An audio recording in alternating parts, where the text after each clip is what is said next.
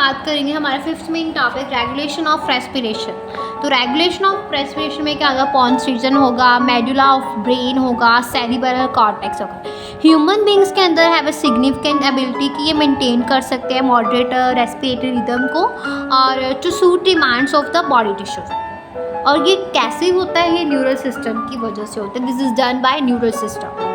एक specialise centre present होता है इन अ मेडुला रीजन ऑफ ब्रेन जिसको हम रेस्पिरेटरी रिदम सेंटर बोलते हैं और ये रिस्पॉन्सिबल होता है रेगुलेशन के लिए, रेस्पिरेशन की रेगुलेशन के लिए।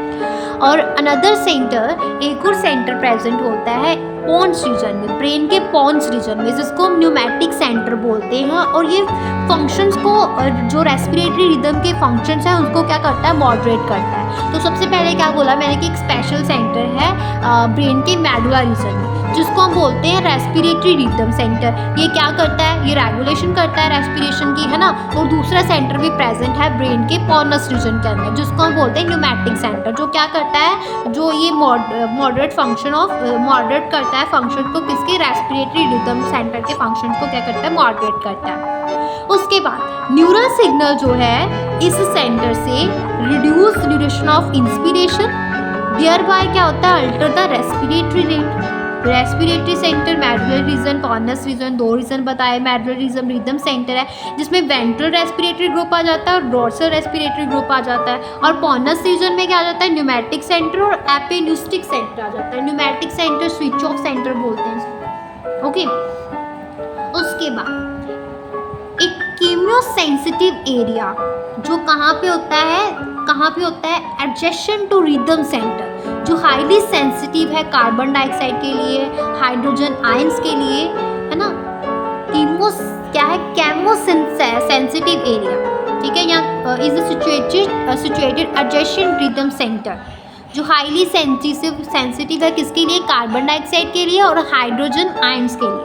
और ये सब्सटेंसेस का इंक्रीज होना ये एक्टिव करता है इस सेंटर को, विच इन टर्न जो है सिग्नल देता है रिदम सेंटर को और make necessary adjustments in a respiratory process, जिससे क्या होता है, बाय विच दिस सब्सटेंस जो है एलिमिनेटेड हो जाती है। रेस्पिरेटर्स क्या करते हैं, एसोसिएट होते हैं विद द ऑर्टिक आर्क और कैरोटिड आर्टरी और also can recognise changes in carbon dioxide hydrogen concentration. और नेसेसरी सिग्नल जो है भेजते हैं कहाँ पे, टू द रिदम सेंटर, किसके लिए, रेमेडियल एक्शंस के लिए। और ऑक्सीजन का रोल क्या है in the regulation of respiratory rhythm is quite insignificant. Clear है, इस सारा के केमोसेंसिटिव एरिया होता है, कहाँ पे होता है, रिदम सेंटर के मतलब एडजेसेंट में सिचुएट होता है। तो वहाँ पे क्या होता है, हाईली सेंसिटिव होते हैं कार्बन डाइऑक्साइड और हाइड्रोजन कंसंट्रेशन। अगर ये हाइड्रोजन आयंस और कार्बन डाइऑक्साइड में इंक्रीज होता है ना, तो ये एक्टिव कर देते हैं सेंटर को और इससे टर्न्स क्या होता है, सिग्नल जो है रिदम सेंटर पे पहुंचता है और नेसेसरी एडजस्टमेंट होती है रेस्पिरेटरी प्रोसेस से। इन रेस्पिरेटरी प्रोसेस में एडजस्टमेंट होती है, नेसेसरी जो भी ज़रूरत है, और इससे क्या होता है, ये सब्सटेंस क्या है, एलिमिनेट हो जाते हैं। और रिसेप्टर एसोसिएट होते हैं विद ऑर्टिक आर्क और कैरोटिड आर्ट और के आल्सो पहचान करते हैं, can also recognise changes carbon dioxide और हाइड्रोजन कंसंट्रेशन आए में जो चेंजेस आए उसको देखते हैं और सेंड करते हैं नेसेसरी सिग्नल किसको, रिदम सेंटर को, फॉर रेमेडियल एक्शन के लिए। ये सारा होता है। क्लियर है यहाँ तक। तो ये था रेगुलेशन ऑफ रेस्पिरेशन। तो यहाँ पे फिनिश होता है। अभी नेक्स्ट वीडियो में नेक्स्ट बात करेंगे।